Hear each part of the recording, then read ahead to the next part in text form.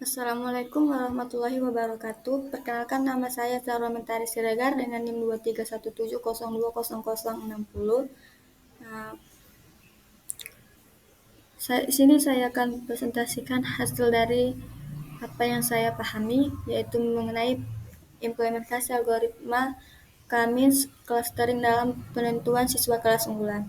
Data processing adalah tahap awal dalam pengelolaan data yang bertujuan untuk membersihkan, menyiapkan, dan mengubah data mentah menjadi format yang siap digunakan untuk analisis proses data mining. Tahap ini penting karena data yang dikumpulkan seringkali mengandung kesalahan, data kosong, duplikasi, atau inkonsistensi yang dapat memengaruhi hasil analisis Cummins clustering. Cummins clustering adalah salah satu algoritma unsur vertifikasi learning pembelajaran tanpa label yang digunakan untuk mengelompokkan data ke dalam beberapa kelompok atau klaster berdasarkan kesamaan atau karakteristik. Tujuannya adalah agar data yang berada dalam satu klaster memiliki kemiripan tinggi, sedangkan data antar klaster berbeda secara signifikan. Nah, selanjutnya yaitu tabel seleksi atribut. Tabel seleksi menunjukkan proses atribut yang dilakukan untuk menentukan data atau variabel mana saja yang digunakan dalam proses analisis atau pengambilan keputusan. Atribut yang dipilih ditandai dengan simbol V atau ya, sedangkan yang tidak digunakan ditandai dengan X atau tidak. Berdasarkan tabel di atas, atribut yang digunakan dalam penelitian atau sistem adalah yaitu pendidikan agama dan budi pekerti, bahasa Indonesia, matematika, ilmu IPA, IPS, bahasa Inggris, dan nilai rata-rata. Sementara itu, atribut yang tidak digunakan karena dianggap kurang relevan dengan tujuan analisis adalah PPKN, PJOK, seni budaya, prakarya, jumlah nilai rapor. Dengan demikian, hanya atribut yang relevan terhadap indikator penilaian utama atau tujuan penelitian yang dipertahankan untuk proses pengolahan data lebih lanjut. Proses ini membantu menyederhanakan model, mengurangi kompleksitas, serta meningkatkan akurasi hasil analisis. Selanjutnya yaitu masuk pada tabel data nilai siswa. Yaitu tabel ini berisi data nilai siswa beberapa mata pelajaran ini yang telah terpilih menjadi tahap seleksi atribut tabel, yaitu pendidikan agama dan budi pekerti, bahasa Indonesia, matematika, IPA, bahasa Inggris, nilai rata-rata. Data pada tabel ini digunakan sebagai objek penelitian atau input untuk proses analisis data lebih lanjut seperti clustering menggunakan metode Cummins. Setiap baris mewakili satu siswa yang memenuhi nilai pada masing-masing atribut.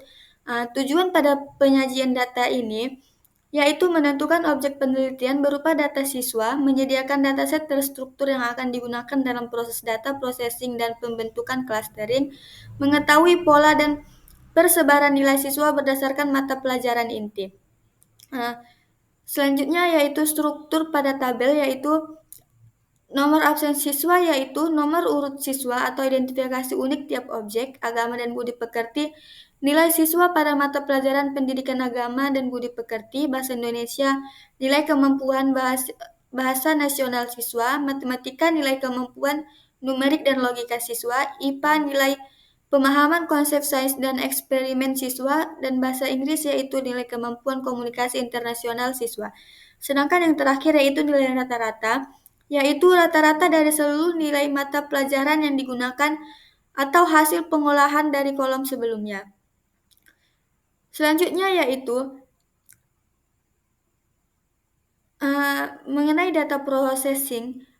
Data processing membersihkan dan menyiapkan data agar tidak ada nilai kosong atau konsisten. Normalisasi dilakukan agar skala antar nilai setara sebelum diterapkan ke algoritma Cummins. Misalnya setiap nilai 78 sampai 90 bisa dinormalisasikan ke skala 0 sampai 1 agar perbandingan lebih adil. Dan penentuan atribut. Atribut yang digunakan adalah yang bertanda V pada tabel 1. Atribut seperti PPKN, seni budaya, PJOK, dan prakarya tidak disertakan agar fokus pada mata pelajaran inti. Sedangkan Kamis clusteringnya yaitu data nilai tiap siswa digunakan untuk mengelompokkan siswa ke dalam beberapa klaster, yaitu misalnya klaster 1 yaitu siswa berprestasi tinggi, klaster 2 siswa berprestasi sedang, dan klaster 3 yaitu siswa berprestasi rendah. Pengelompokan ini didasarkan pada kesimpulan nilai rata-rata dan nilai tiap mata pelajaran. Imprestasi datanya yaitu nilai siswa pada rentang sekitar 78-90 menunjukkan bahwa semua siswa memiliki performa cukup baik. Nilai rata-rata berkisar antara 79-83 menandakan variasi kemampuan tidak terlalu ekstrem. Beberapa siswa memiliki nilai tinggi di sebuah pelajaran, misalnya nilai rata-rata di atas 83 yang berpotensi masuk klaster berprestasi tinggi, sementara siswa dengan nilai rata-rata di bawah 81 cenderung berada pada klaster sedang atau rendah. Kesimpulan pada tabel ini menjadi dasar utama dalam proses analisis menggunakan Kamis clustering, di mana setiap siswa dipandang sebagai objek data multidimensi berdasarkan nilai-nilainya pada mata pelajaran tertentu. Melalui proses clustering, data ini dapat digunakan untuk mengidentifikasi kelompok siswa berdasarkan performa akademik menjadi dasar pengembangan misalnya dalam pemberian penghargaan, pembimbingan belajar, atau evaluasi pembelajaran. Selanjutnya saya akan menjelaskan mengenai jurnal, yaitu yang berjudul tentang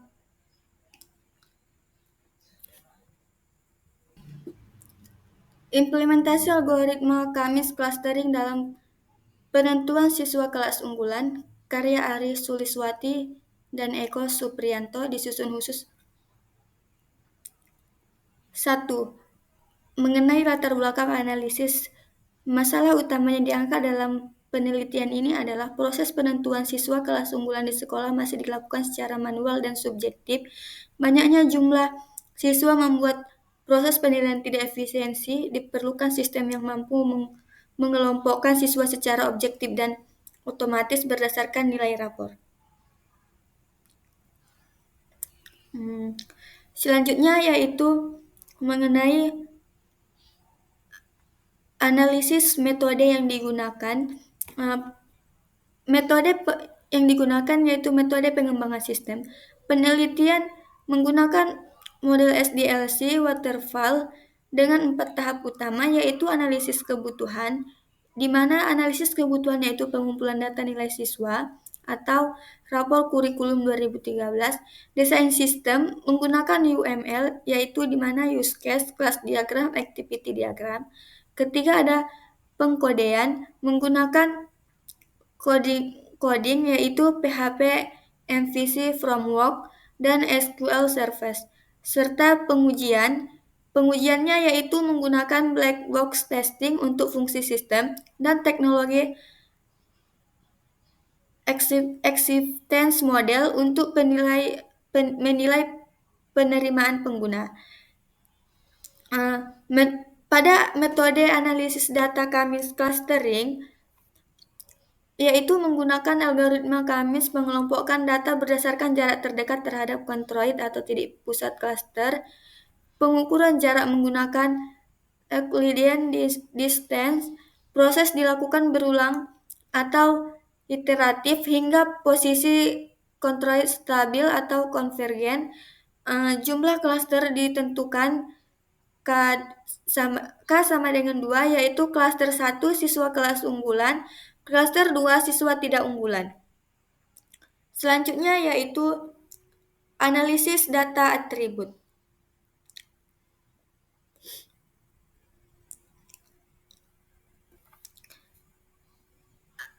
Data diambil dari 192 siswa kelas 7 SMPN 2 Jati Agung, Lampung Selatan. Atribut yang digunakan dalam clustering adalah nilai dari mata pelajaran, yaitu pendidikan agama dan budi pekerti, bahasa Indonesia, matematika, IPA, bahasa Inggris, dan nilai rata-rata.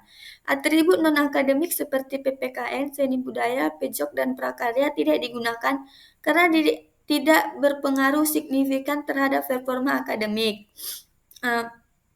Selanjutnya yaitu analisis proses Kamis menggunakan centroid awal yaitu C1 dan C2 pada data dengan nilai tertinggi dan terendah, menghitung jarak setiap data ke setiap centroid menggunakan rumus Euclidean. Yang ketiga yaitu menetapkan klaster berdasarkan jarak terdekat, menghitung ulang sentroid baru dari rata-rata setiap klaster, mengurangi proses atau iterasi hingga tidak ada yang berpindah klaster. Dalam penelitian ini, proses konvergen setelah 3-6 iterasi. Nah, yang keenam yaitu analisis implementasi sistem.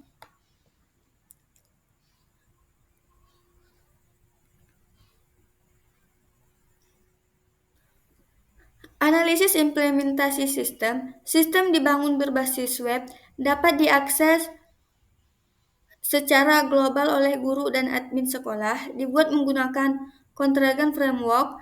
Fitur utama sistem yaitu input data nilai rapor, input tahun ajaran, penentuan sentroid awal, proses clustering otomatis, tampilan hasil clustering dalam bentuk tabel dan grafik. Aktor yang terlibat yaitu admin mengelola data siswa, nilai, dan hasil klaster, wali kelas menginput nilai dan melihat hasil pengelompokan. Nah, analisis hasil dari temuan yaitu memiliki kelas clustering 1 dan clustering 2. Pada kelas A, clustering 1 18 siswa, 14 dan cluster 2-nya yaitu 14 siswa.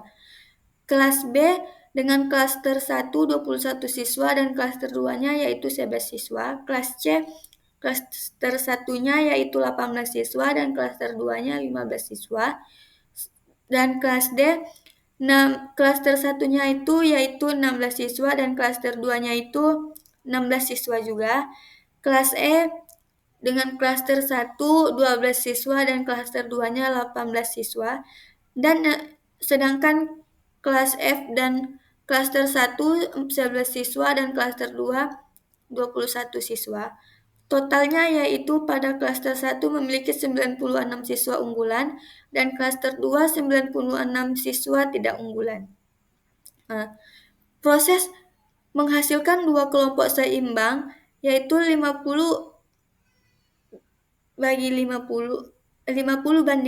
dari total 192 siswa. Hasil clustering sesuai dengan kondisi akademik aktual siswa di sekolah. Selanjutnya yaitu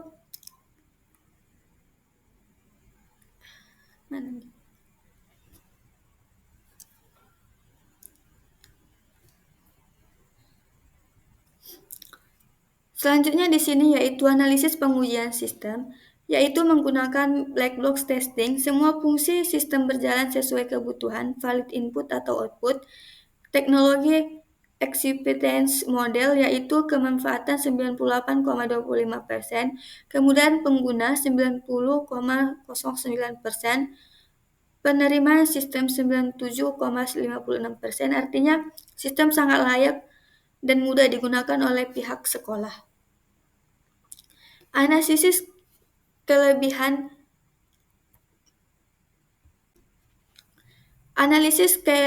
dan kekurangan, yaitu kelebihannya mengelompokkan siswa menjadi lebih cepat, akurat, dan objektif. Sistem berbasis web bisa diakses kapan saja, menghemat waktu guru dan dalam menentukan kelas unggulan, tidak menerima pengguna tinggi, lebih besar 95%. Kekurangannya hanya menggunakan data nilai rapor, belum mencakup absensi, sikap, dan ekstrakurikuler. Sentroid awal ditentukan secara manual, berpotensi mempengaruhi hasil awal clustering, belum diuji pada data lintas tahun pelajaran. Selanjutnya yaitu kesimpulan pada jurnalnya yaitu algoritma Kamis clustering efektif dalam pengelompokan siswa kelas unggulan.